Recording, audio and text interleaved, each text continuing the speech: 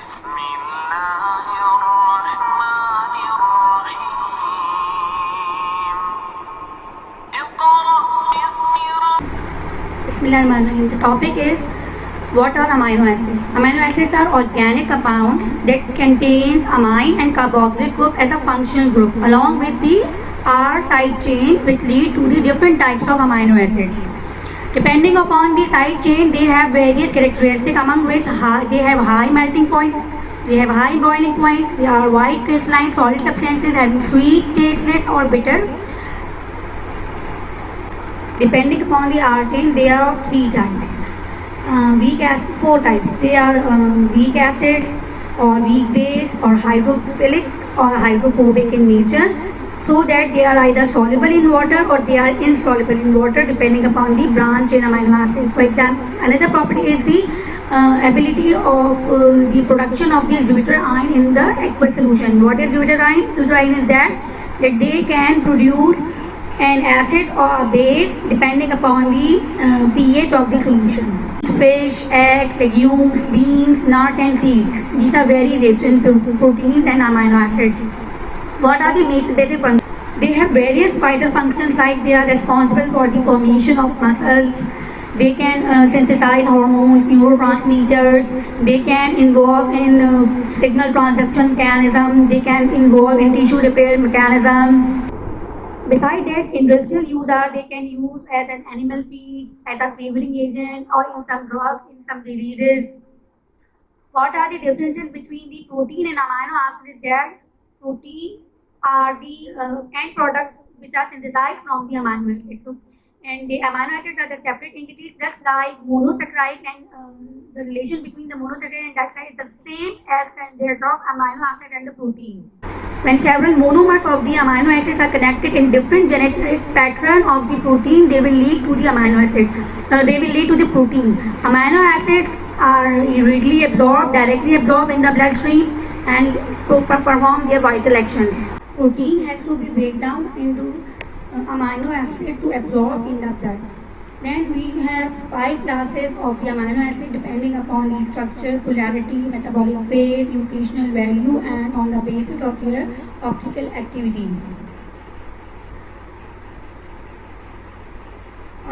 On the basis of structure, we have three types of amino acid: aliphatic, aromatic, and heterocyclic.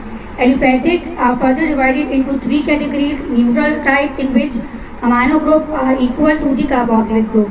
In basic one, amine groups are more than the carboxylic group, while in acidic one, carboxylic group is more than the amino group. In case of aromatic amino acid, we have the example of phenylalanine, in which there is the presence of the aromatic ring in the form of the R chain.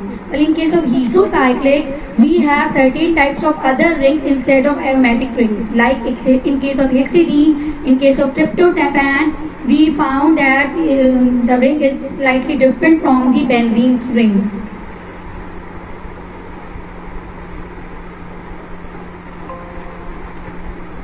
Depending upon the position of the amino group, they are classified on the L amino acid and D amino acid. In case of L amino acid, amino group is located on the right side, while in case of D amino acid is located on the left side.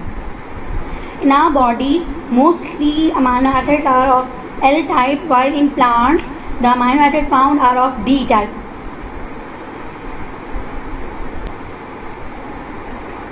Depending upon the condition in which they undergo in the body, they are classified in 3 categories: ketogenic amino acid, ketogenic and glucogenic amino acid, and glucogenic amino acid. What is the criteria behind that? When they are converted into ketogenic amino acid, then they are called as ketogenic, like glycine and glycine. While ketogenic and glycogenic, like isoleucine and phenylalanine, are those amino acids which are converted either into ketone bodies or either into the glucose. While in case some amino acids which are only converted into glucogenic amino acids. If we see the examples, in case of glucogenic amino acid, we have a long list like alanine, glutamic acid, aspartic acid. Well, in case of ketogenic amino acid, we have only one type of amino acid, which is leucine. And in case of glucogenic and ketogenic amino acid, we have tryptophan, etc. etc. According to the synthesis of amino acid, if the body is capable of synthesizing the amino acid, they are categorized as non-essential amino acids. While if body is not capable to synthesize the amino acid, they are classified as essential amino acids. The examples are valine, leucine, isoleucine. These essential amino acids have so taken by diet. They are present in the natural resources. While another class is there, which is semi-essential amino acid, in which their precursor are present in the nature, and the body has to undergo some metabolic process to produce these type of amino acid. Like arginine and histidine are the most important amino acids, which are very vital for different type of body function. Especially histidine is involved in the synthesis of the nucleic acid.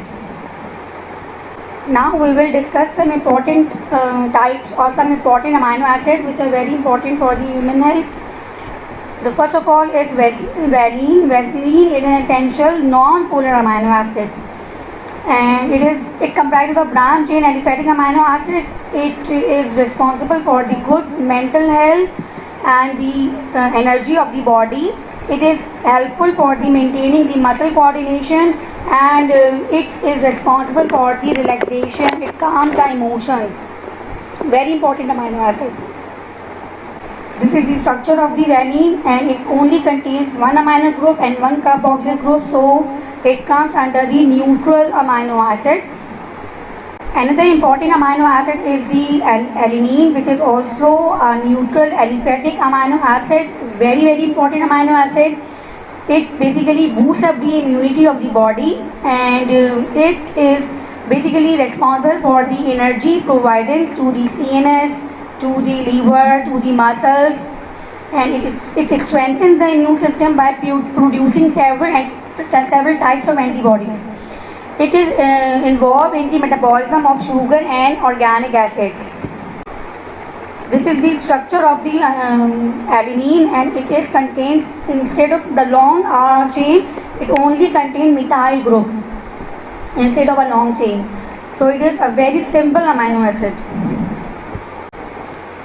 Third amino acid is glycine, and in case of alanine, we've noticed that there is a methyl group. Well, in case of glycine, this methyl group is replaced by hydrogen atom. The side chain is only comprises of hydrogen atom. So glycine is a single hydrogen atom as its side chain, and it is the simplest one. It is involved in for the boosting of the immune system, provide energy for the cell making, and it is responsible for the synthesis of the several hormone. As you see the structure, there is a amine group, and this is the carboxyl group, and there is no separate R chain, rather than there is only two hydrogen in between the amine and carboxyl group.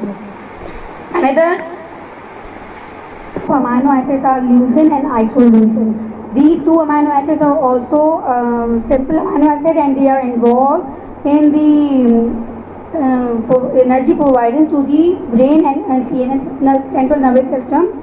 Very important amino acid, and they also boost up the memory. Another amino acid contain aromatic ring in the side chain, that is the phenyl ring, and it is called as phenylalanine. The characteristic is slightly different from the alanine, as it is hydrophobic amino acid. It is easily passed through CNS. It is abundantly found in the milk and a number of foods, and it is responsible for the production of epinephrine and reduce hunger, pain, and it also functions as the antidepressant, natural endogenous antidepressant. It also improves the memory. This is the structure of the phenylalanine. As we can see that there is a phenyl ring, and this phenyl ring changes the complete physical and chemical characteristic of the alanine, due to which it easily crosses through blood-brain barrier. Nature is hydrophobic. This lab video is basically as a part of biochemistry lab. I hope so that you like this video. Please subscribe the channel and be prepared for the exam.